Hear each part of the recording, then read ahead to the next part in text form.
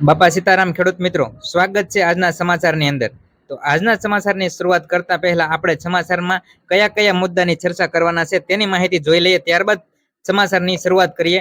તો આજના સમાચારની અંદર આપણે જોઈશું ચોમાસા પહેલા અંબાલાલ પટેલે કરી છે મોટી આગાહી અને ચોમાસું અત્યારે કેટલે પહોંચ્યું તે વિશે વિગતવાર માહિતી જોઈશું.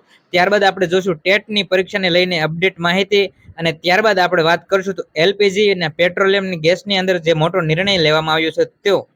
તો તમામ સમાચારની વિગતવાર ચર્ચા કરવાના છે, તો જોડાઈ જાઓ તમામ ખેડૂત મિત્રો. તો ત્યારબાદ આપણે શરૂઆત કરીએ આજના મહત્વના સમાચારની. વરસાદને જોઈએ, અંબાલાલ પટેલે જે આગાહી કરી છે તેના વિશે તો હવામાન નિષ્ણાત અંબાલાલ પટેલે અનુમાન મુજબ જૂન મહિનાના વિવિધ તબક્કે વરસાદી સિસ્ટમો સક્રિય થવાની આગાહી કરી છે. અંબાલાલ પટેલના મત મુજબ પ્રી મોન્સૂન પ્રવૃત્તિ બાદ દક્ષિણ ગુજરાતની અંદર વરસાદનો માહોલ વધુ મજબૂત બની શકે છે, અને ત્યારબાદ જ રાજ્યની અંદર અન્ય વિસ્તારોની અંદર વરસાદનું પ્રમાણ યથાવત રીતે સંભવિત રીતે આવી શકે છે. અંબાલાલ પટેલના મત મુજબ 16 તારીખથી લઈને 21 જૂન દરમિયાન વાતાવરણની અંદર મોટો ફેરફાર થવા જઈ રહ્યો છે, અને ત્યારે ગાજવીજ સાથે વરસાદની પ્રવૃત્તિઓ વધવાની શક્યતા છે. તો 16 થી 21 તારીખ દરમિયાન વરસાદ થવાની શક્યતા છે. અંબાલાલ પટેલના અનુસાર 18 તારીખથી લઈને 28 જૂન વચ્ચે ગુજરાતની અંદર ચોમાસાની સત્તાવાર અને વ્યાપક અસર જોવા મળી શકે છે. જો અરબી સમુદ્ર અને બંગાળની ખાડીમાં સર્જાતી હવાની અંદર હવામાન છે તેની પ્રણાલીની અનુકૂળ રહે તો ચોમાસાની શરૂઆત સામાન્ય કરતાં વધુ સક્રિય રીતે થઈ શકે છે. જો કે આવી આગાહી અનુભવના આધારે હોય છે, અનુમાન આધારિત હોય છે, પરંતુ વાસ્તવિક સ્થિતિ હવામાન પ્રણાલીઓના વિકાસ પર આધાર અને નિર્ભરતા રાખે છે. તો અંબાલાલ પટેલના મત મુજબ 16 તારીખથી લઈને 21 તારીખ સુધી વાતાવરણની અંદર વરસાદીય પ્રવૃત્તિઓ જોવા મળી શકે છે. ત્યારબાદ આપણે વાત કરવી છે તો આ વર્ષના ચોમાસા વિશે થોડી વાત કરી લઈએ. ચોમાસાની ગતિએ પકડી લીધી છે, જ્યારે રાજ્યોની અંદર મેઘમહેર દક્ષિણ પશ્ચિમ ચોમાસાએ ગતિ પકડતા દેશના મોટાભાગના વિસ્તારોમાં વરસાદી માહોલ જામ્યો છે. હવામાન વિભાગની આગાહી મુજબ હવામાન વિભાગે જણાવ્યું મુજબ ચોમાસું મહારાષ્ટ્ર, આંધ્રપ્રદેશ અને તેલંગાણામાં સક્રિય થઈ ગયું છે, જ્યારે ઉત્તર પૂર્વના રાજ્યોની અંદર પણ પહોંચી ગયું છે.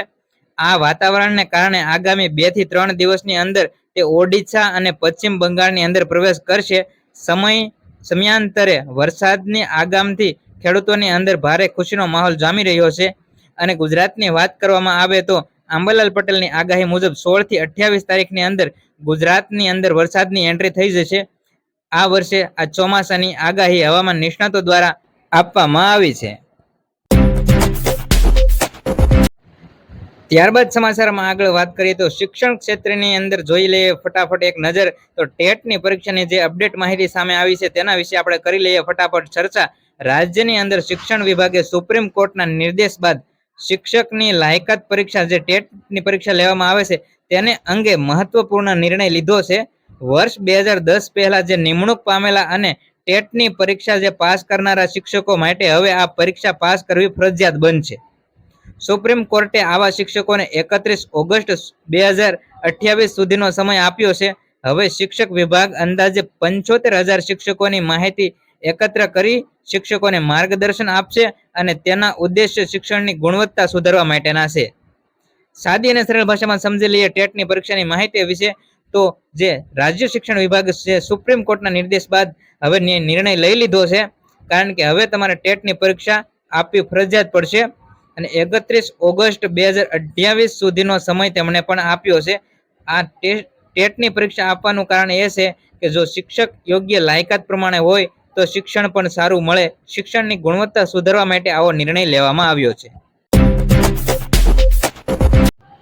ત્યારબાદ સમાચારમાં આગળ વાત કરીએ તો વાહન વ્યવહાર એટલે કે એલપીજી ગેસ તેમજ પેટ્રોલિયમ માટે જે નિર્ણયો લેવામાં આવ્યા છે તેના વિશે ફટાફટ એક ચર્ચા કરી લઈએ. ઈંધણના પુરવઠા અંગે ચિંતા વચ્ચે પેટ્રોલિયમ મંત્રી છે જે આપણા હરદીપ પુરીએ મોટું નિવેદન એક આપ્યું છે. તેમણે જણાવ્યું છે કે જો હોર્મુઝથી તેલનો સપ્લાય 1 મહિના માટે બંધ થઈ જાય તો પણ ભારતને કોઈ પણ મુશ્કેલી પડી શકે એવું નથી. દેશ પાસે હાલ 74 થી લઈને 80 દિવસો માટે જેટલું ઈંધણ જોઈએ એટલું રિઝર્વનો સ્ટોક ઉપલબ્ધ છે. અત્યારે ગેસ સપ્લાય દેશની ઉર્જા સુરક્ષાને મજબૂત કરી રહ્યો છે, અને આગામી સમયની અંદર જો કિંમત ઘટવાની પણ શક્યતા છે.